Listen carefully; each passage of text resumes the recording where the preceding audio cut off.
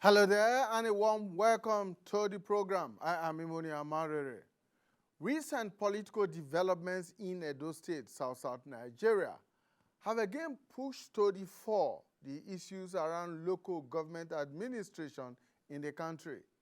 Now, following the suspension of the chairmen and deputies of the 18 local government councils in the state by the State House of Assembly for 2 months, there have been fiery political and legal brickbats by the ruling party, APC, and the opposition, PDP, over the propriety and constitutionality of the legislative action.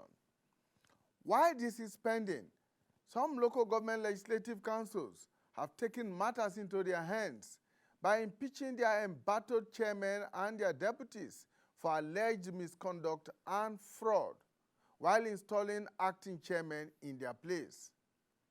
Matters, however, took a dramatic turn earlier this week when the state governor, Senator Monday Okpebholo, accused the suspended chairman of financial impropriety and malfeasance. He accused them of refusing to turn in their books for scrutiny over a 2-week period and the eventual discovery of the diversion of 800 million naira monthly, collectively by the 18 chairmen over a 15-month period, running into 12 billion naira under a nebulous financial subhead, Environmental Security Fund, which they could not explain. I had a meeting with the Accountant General. I said this payment is going to. There was no explanation to it. Then why did I pick interest? I saw environmental security funding. I've never heard that before. And the amount involved is huge, 800 million. Every month, this chairman contributes this money to give a leader of one particular party. And in our schools, we don't have teachers. When you get to primary school, you find 2-3 teachers when you are supposed to have about 12 teachers. I don't know how to reconcile such. So I felt I should invite them, and I actually invited them. That day, unfortunately, I didn't have time to meet with them directly, but my deputy did. He asked for a simple thing. Explain this. They could not explain. He said, okay, if you cannot explain, give me your books. Provide me with your books. They said, oh, we'll bring it in 24 hours. The man said, no. We give you 48 hours. Bring these books to us. 24 hours which they choose by themselves, they never did. 48 hours that the deputy gave, they never did. 2 weeks, nothing happened. I felt we have 2 governors in the state. Local government as governor, then governor as governor. I said, no, this cannot happen. I have to send a letter to EFCC to please look into these people's record.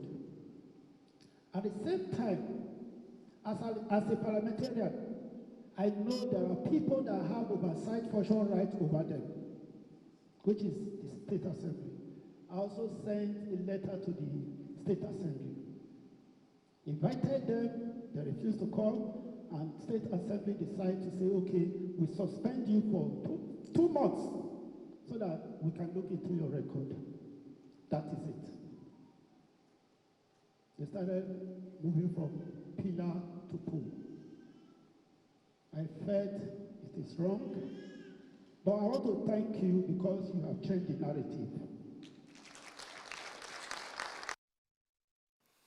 Now take note that all the affected council chairmen were elected under the PDP administration of former Governor Godwin Obaseki. Now that matter did not end at that. Only on Thursday, the governor again accused the impeached council chairman of mismanaging a staggering sum of 83 billion naira in federal allocations to councils within a 12-month period. How did we get here? The president have worked so hard to see that everything gets to the grassroots. Today, local government alone in Edo is receiving 8 billion. This 8 billion, that is not state allocation. And if you look at in the past 1 year plus, he has been in the office, there is nothing to show for it in Edo State. If you go to other states, there are a lot of things that has been done. I went around schools. I shed tears where we have 4 teachers in a school of about 16 teachers. Primary 1 and 2 in one classroom. 3 and 4 in one classroom. 5 and 6 in one classroom.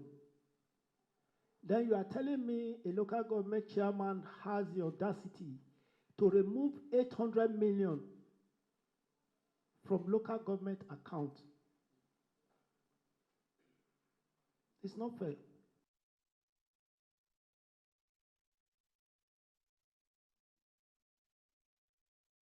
Governor Monday Okpebholo again addressing the issue of local government administration and malfeasance in his state. Now, the PDP on whose back the chairman rose to power in 2023 has vehemently denied the allegations that have been made by the governor, while accusing the governor of lawlessness and of a desperation to access local government funds to settle political debts. Now, if these allegations prove to be true, where did all that money go?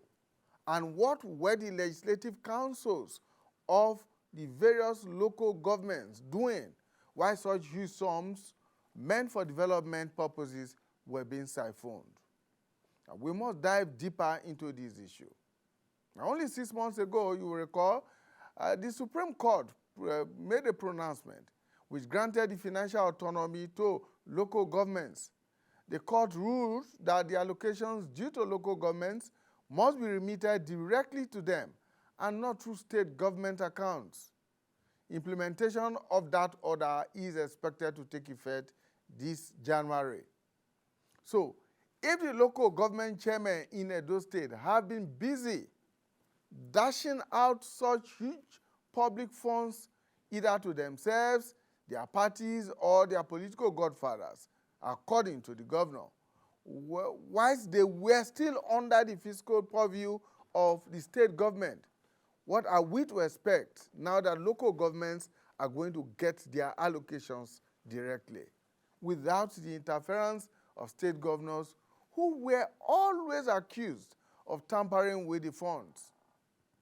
Now, under the new dispensation, what would happen? Will state houses of assembly still be able to exercise oversight functions over the local governments as envisaged in Section 7, Subsection 1 and Subsection 6B of the Constitution? Well, these are issues we'll be looking at on the program today, and I'm joined right here in the studio by Mr. Umar Yakubu. Mr. Yakubu is the Executive Director, Center for Fiscal Transparency and Public Integrity. Thank you so much for joining us. Thank you, sir. We're also joined virtually from Benin in Edo State by Prince Kasim Afegboa. Mr. Afegboa is a chieftain of the APC in Edo State and a former commissioner for information in the state. Prince Afegboa, thank you so much for joining us. Also joining us is Mr. Chris Thank you very much for having me. Good afternoon. Great. Welcome. We're also joined by Mr. Chris Nehari, who is the Publicity Secretary of the Caretaker Committee of the PDP in Edo State. Mr. Nehari, thank you so much for joining us. Thank you very much for having me. Good afternoon. Have a good day. Right. So let me begin with you. What is your response to the allegations and accusations that have been made by the governor on two separate occasions? Are you talking to Mr. Nehari now? Yes, I'm talking to Mr. Nehari. Oh, thank you very much. Well,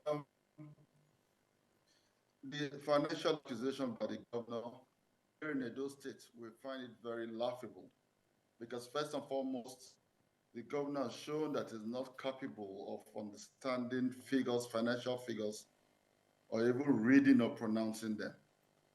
But he has been very good at trying to parrot whatever is told to be able to achieve his aim of having his fingers on the treasury of the local government councils.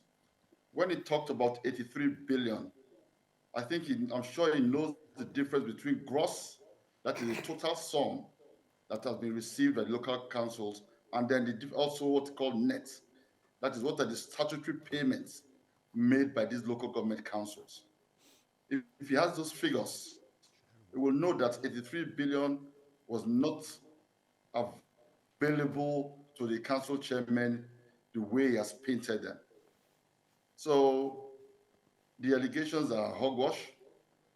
I think from the chief executive of the state, I think he shouldn't even make such allegations, even if he's told to say such things to justify his raid on the councils.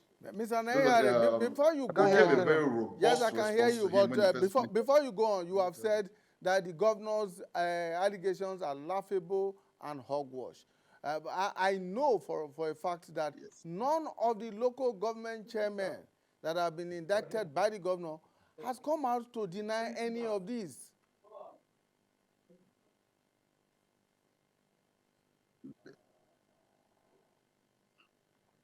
The local government councils, even if the total sum they've received in the last 12 months, according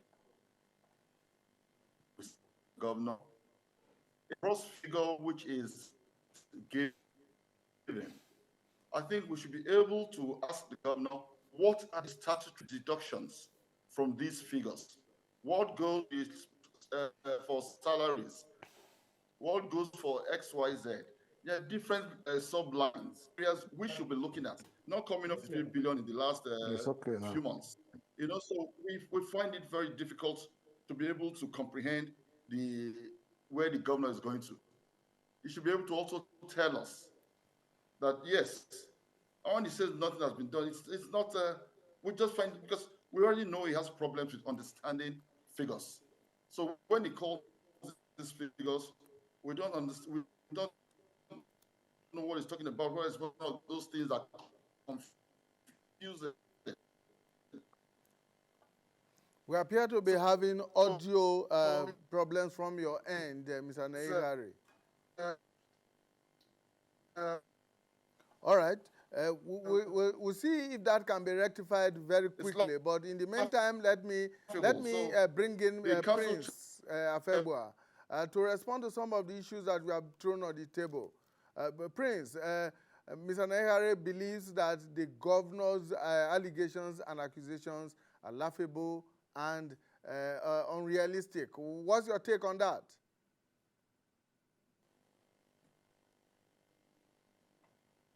Prince Afegua, can you hear me? Yes, please go ahead.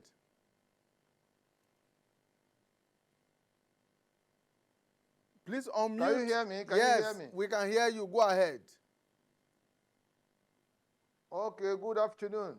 Good afternoon. But Chris Nehari is still talking. No, please go ahead. His audio is a bit distorted at this point in time. Well, I think Chris Nehari is living in self-denial. I think he doesn't have, the facts and figures of this whole transaction that is loaded in corruption and fraudulent sharp practices. the governor of a state would not just make a statement if he has not done due diligence with respect to investigation and having facts on the tip of his fingers. I am a member of the administrative panel set out for investigating this whole process and the financial malfeasance that has dominated governance at the local government level. Now, I want to prove to him that one of the discoveries we got was the establishment of an Algon account number where local governments, all the 18 local governments, are made to pay certain amount of money every month, running into several millions to stop under the arrangement of what they call environmental security. They don't have anything they do with respect to security. If you permit me, I will give you the subhead from one of the local governments for the month of October. They remitted 42,741,391 naira into that Algon account in Zenith Bank.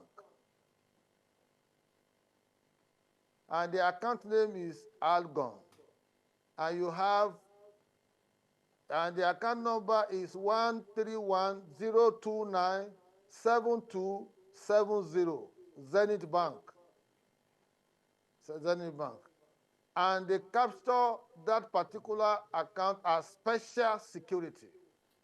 By the time you multiply this figure in 18 places,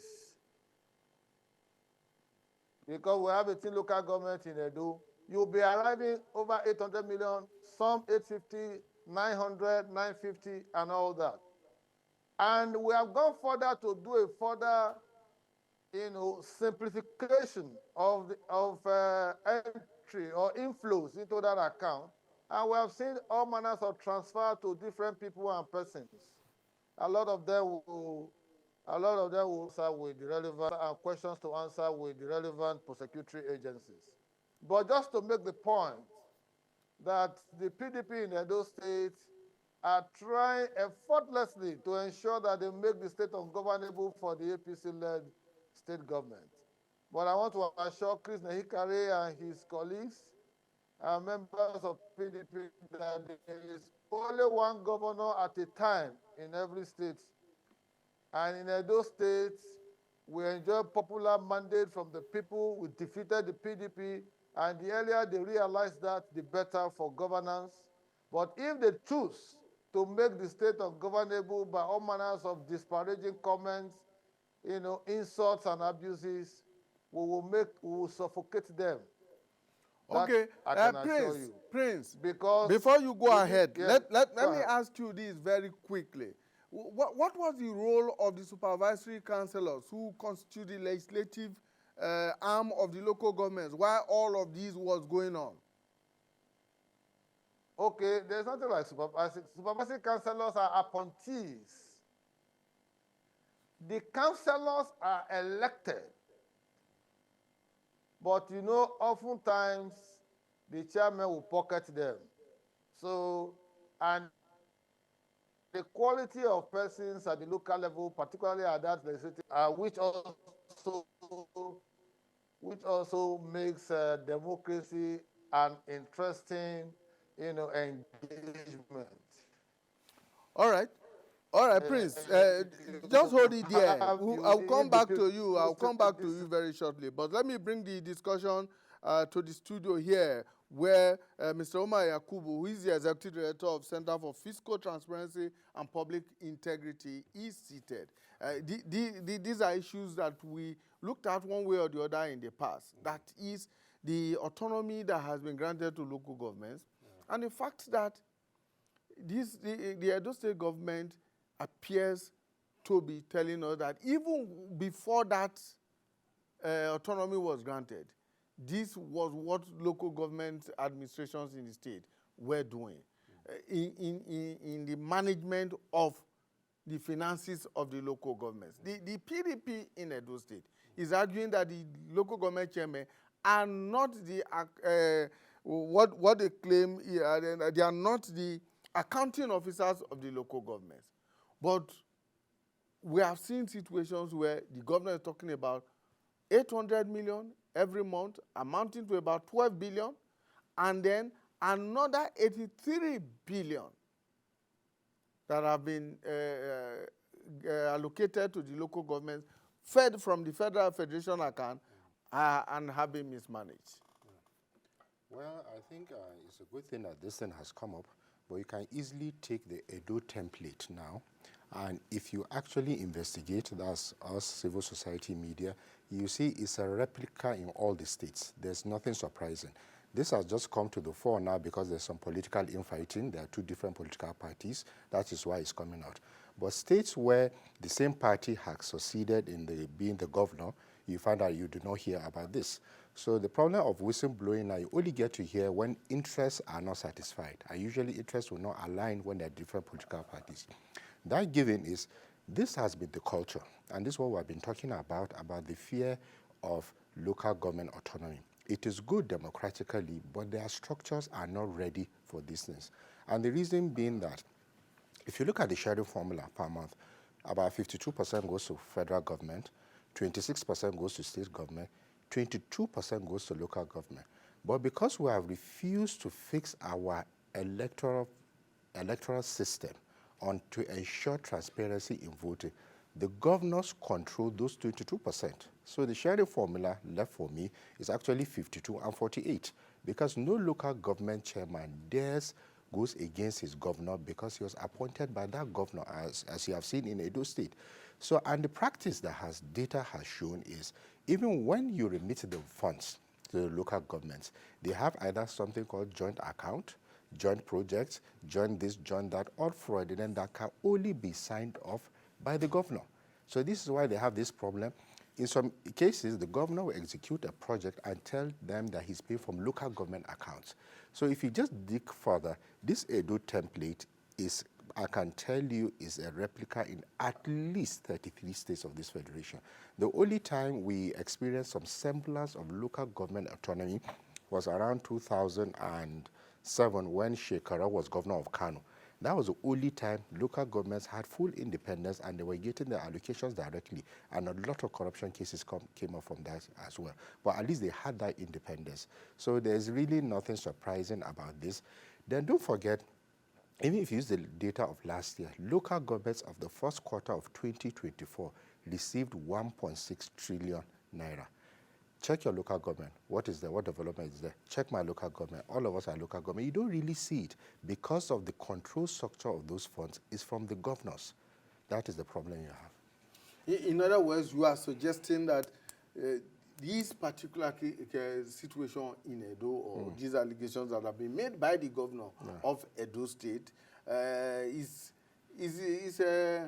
if we look deeper, it will be the same in all the states of the federation, or at least most of the states of the federation. And that the mismanagement, or as some people have described it, the frittering away of developmental funds for the local governments into private pockets and all of that is a wholesome template across the country. It is. That is it. Now, two things. One, if the law enforcement do their job, the anti-corruption agencies now, EFCC and ICPC, you clearly see what I've just explained to you now, how the state governors are the ones controlling the local government funds. This has been happening since at least 1999. Secondly, any state where there's a change in party, where the governor was, let's say, former PDP or APC, and then the new governor is a new party in power, the first thing they do is to trigger investigation, because they always come and meet an empty treasury. Any governor that comes will tell you, I met nothing. Or I met debt, actually. Not that he didn't even meet funds, he met debt. By the time they are now forced to investigate what they met, the first thing you see is the pilfering of these local government funds. In fact, you even find out governors will execute a project and they say it's for the state, and they will directly deduct. And you see, there is no, I heard you asking Mr. Prince Kasim Afebua, where was the local government council? There is no, the councillorship, there is no control. And check out which state assembly has even checked the governor, not to talk about the local government. And it's because back down to our election system, the control is too much by the governors on the local government council chairman. All right. Well, let's bring in Mr. Chris Naigari again. Chris, if you can hear me, well, I hope that we have been able to fix the audio issue from your end. But quickly, let's look at the structure of the local government and the state legislative assembly as it is today. When these people were elected, all of them, at the local government level, chairmen and councillors were almost all PDP members. At the state assembly, almost all of them, or at least majority of them, are controlled by your party, the PDP. And it's the same assembly that decided to suspend these local government chairmen. So what exactly is your grounds with that? I think you are turning it upside down. The State Assembly did not decide to suspend the chairman. The state governor, Senator Okpebolo, wrote to the State Assembly under the cover of Section 10, State House of Assembly law, which was actually null and void according to the judgment of the Supreme Court and also by the judgment of the State High Court by the Chief Justice of the Edo State. So that was what the State House of Assembly, they wanted the State House of Assembly to dissolve the local governments. So I think we need to get that straight. To dissolve the local governments instigated everything that has happened.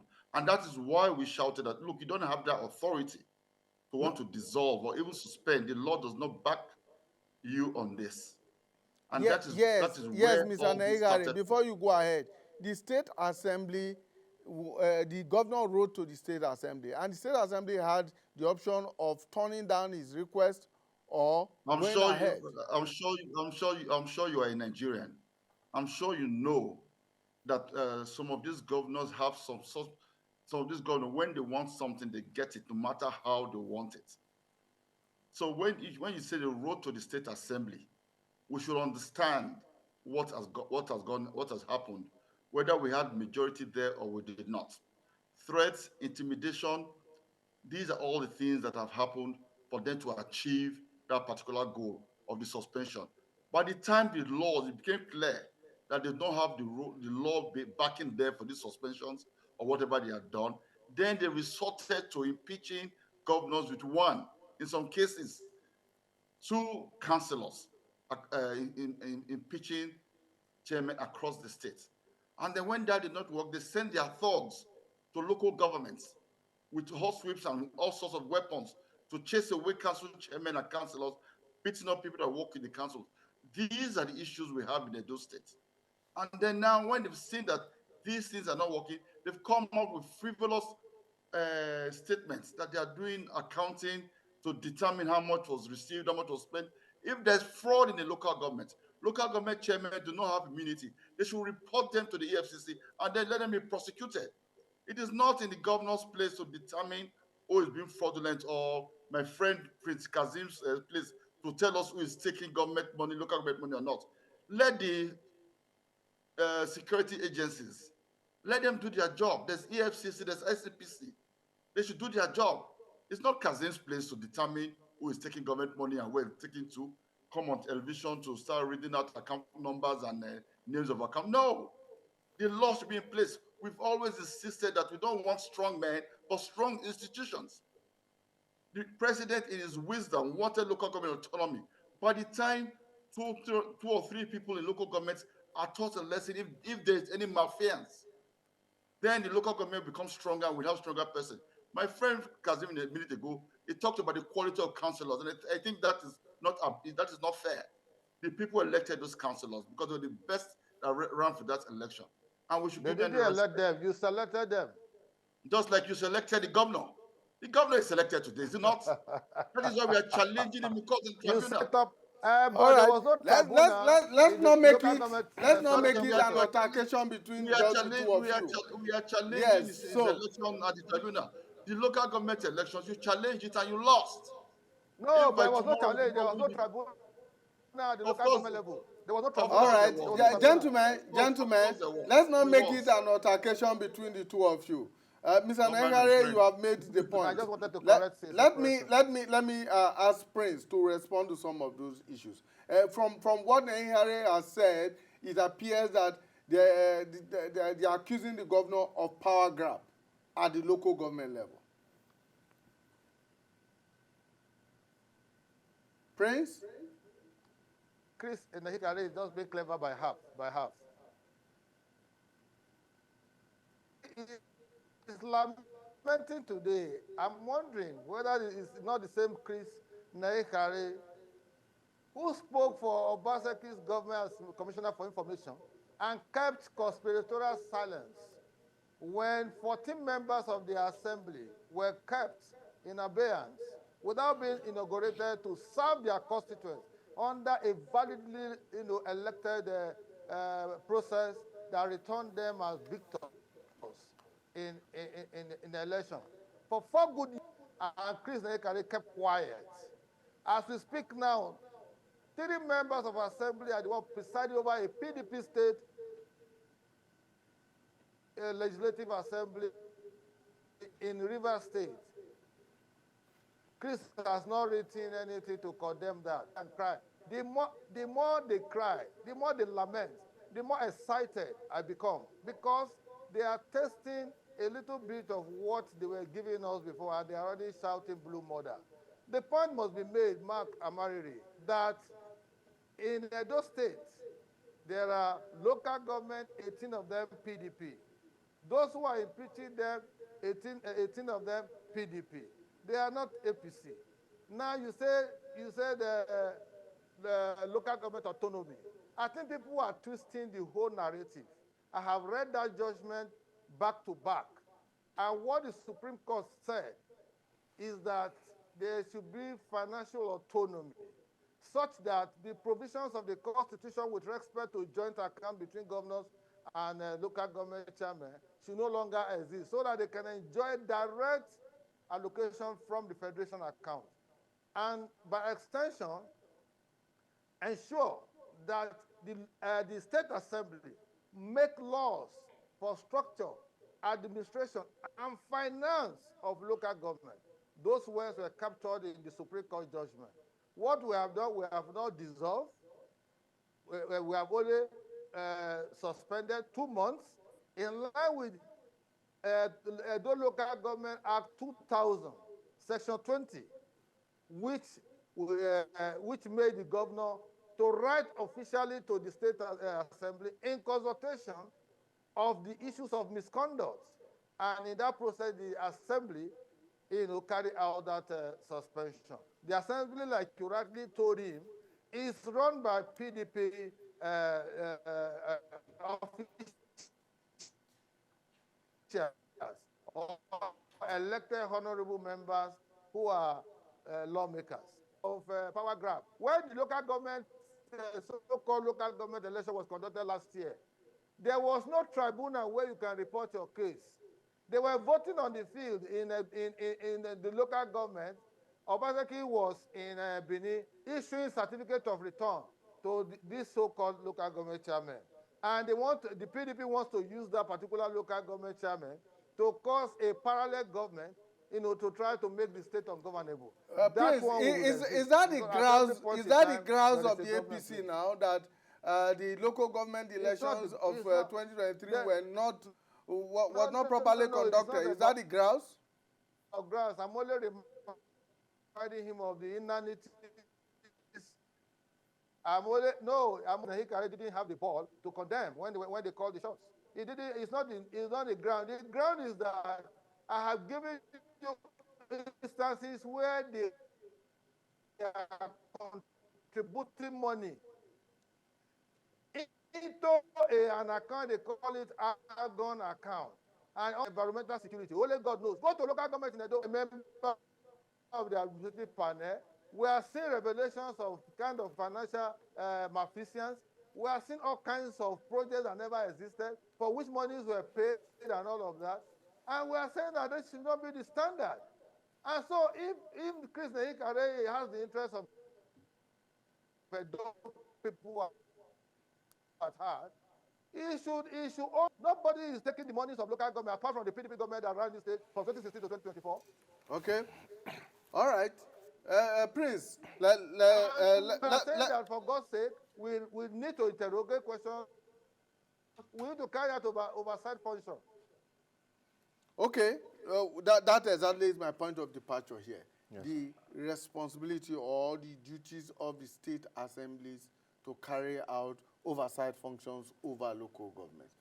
Going by the pronouncement of the Supreme Court, Section 7 of the Constitution, subsection 1, for instance, does that section still hold water in terms of oversight functions of state assemblies over the physical responsibilities of local governments? Yeah, legally it holds water. Operationally it's near zero, in the sense that you cannot have an example where a state assembly has even called for accountability or ensured accountability of the state governor, not talk about the local governments. I don't know of any data. The only time it has happened is when politics like this has set in. Somebody wants to remove the governor, then they get some members of the state assembly and all these alterations from 1999 till date, as we're even seeing in presently River State. It's only when politics is involved. But you will not see any data or any published information of state assembly providing a report to the public or to the media that X-governor, Y-governor, Z-governor, this is the state of your performance. These are what you have done in terms of accountability. This is what you have done with our funds. You can hear all the discussions is mostly about political control. But the first speaker, if you are being accused of pilfering the funds of local government, bring out data and report to show what your government did. This is the present one that wants to control these ones. Tell us why you want to control all these things. So it's not really, it's all about access to the resources. It's not about governance to citizens and to the people.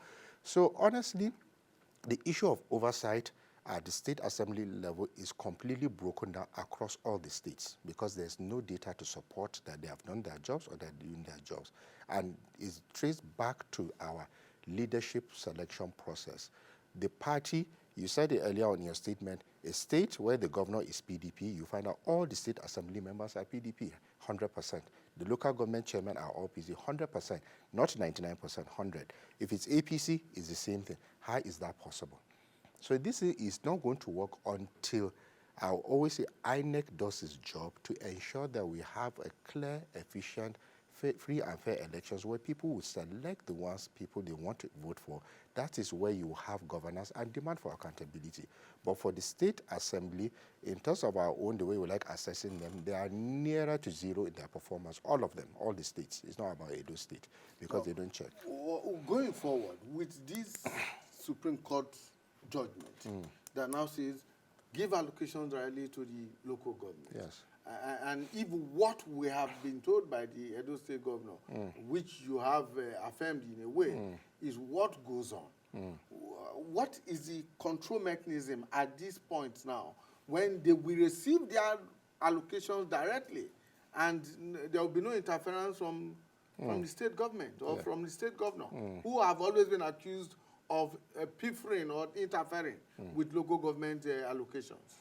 Yeah, what usually happens when money is involved, if you look at past scenarios, now if they receive it directly, some of them will be bold enough to start defying the governors. Maybe when elections are coming, they will start building their own party structures, building their own people. So over 3, 4 years, you start seeing defections, leaving parties, and alterations between them and the governor. They will start having conflict.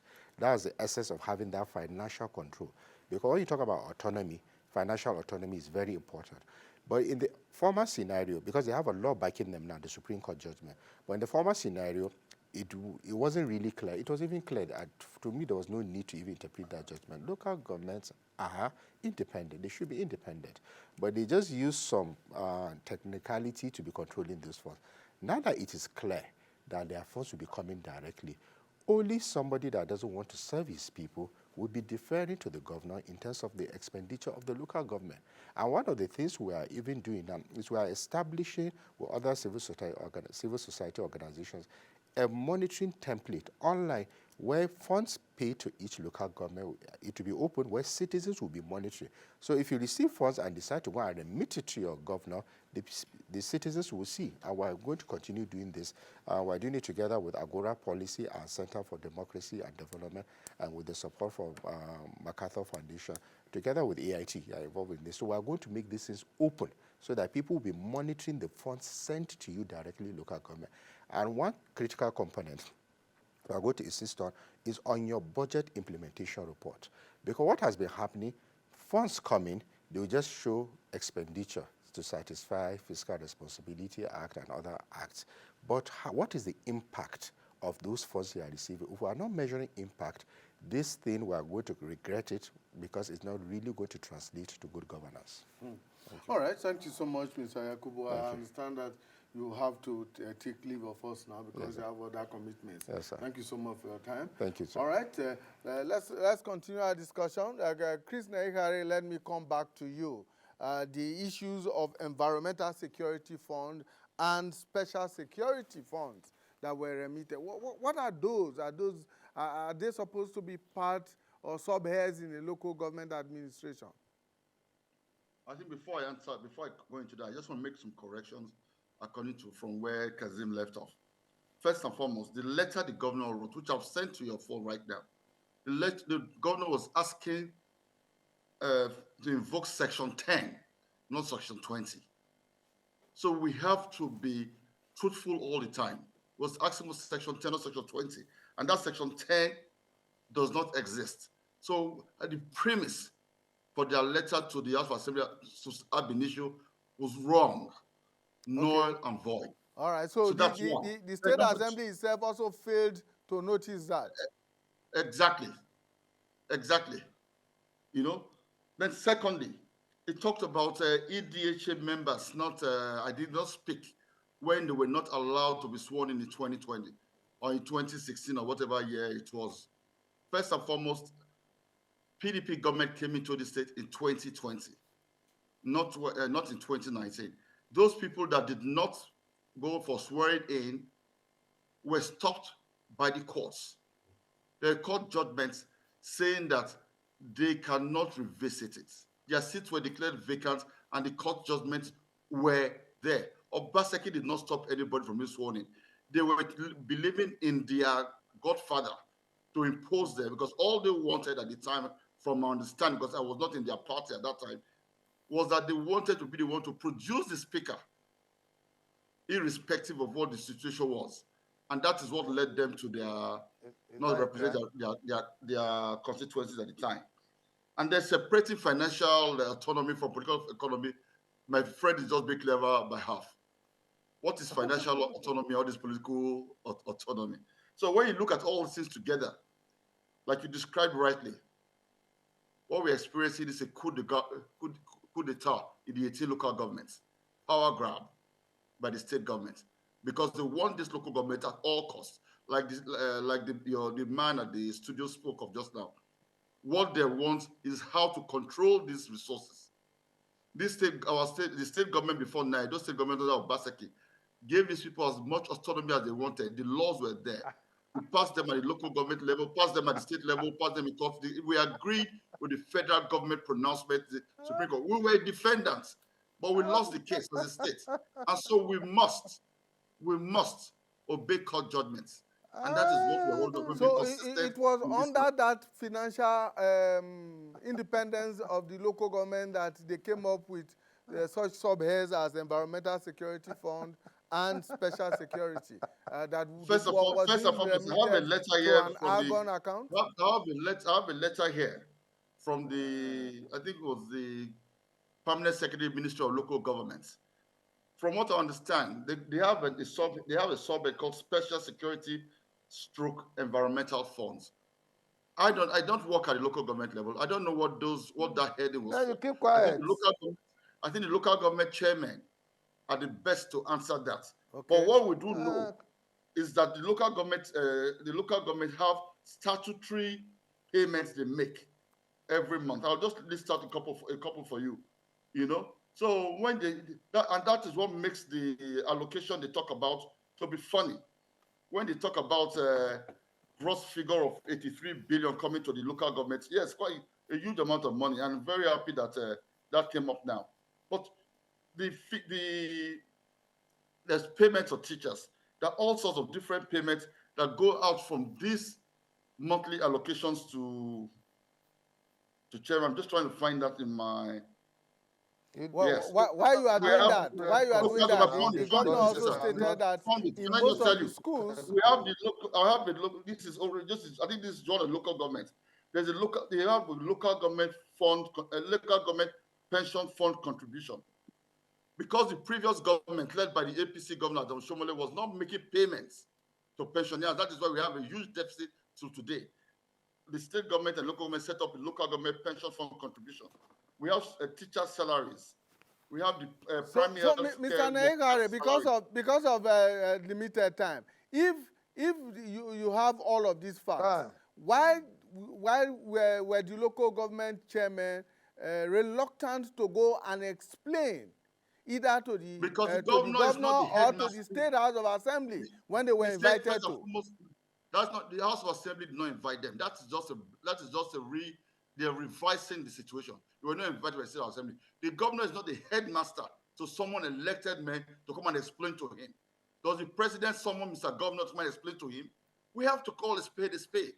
The APC is being clever by half.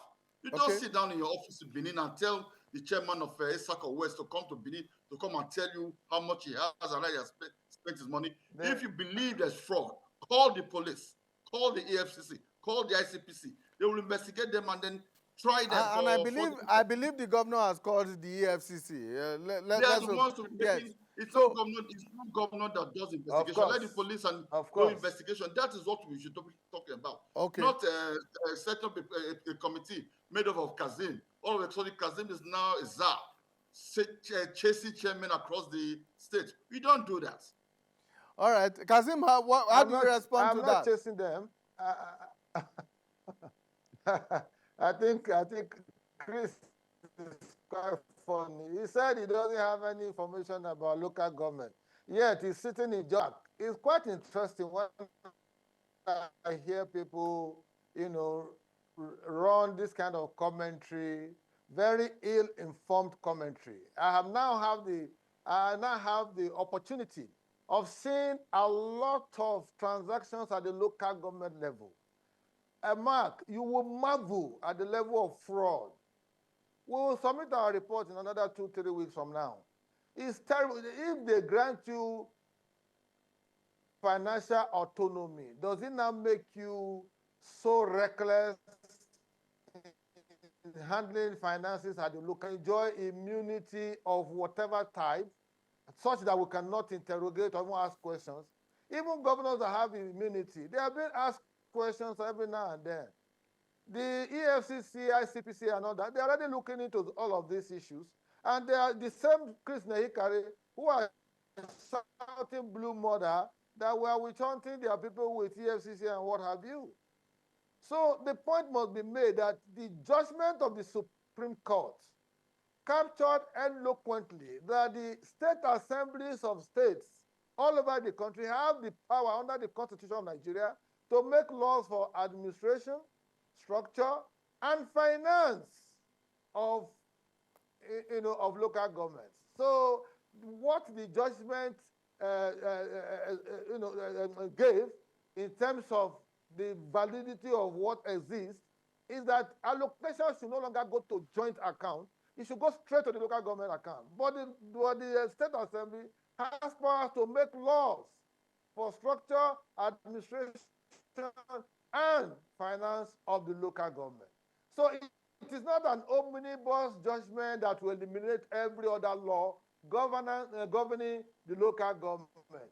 But for the PDP, they were using that local government Algon account as a special purpose vehicle account where they fund all manners of political engagements. By the time we reel out our this thing, some of them will run out of this state because the people will be so angry. You see the kind of transfers and all of that they were doing. So I have given him an example of a particular local government, and we have them like that in about 18. 950 million in a month, some 1 billion at a time. In the name of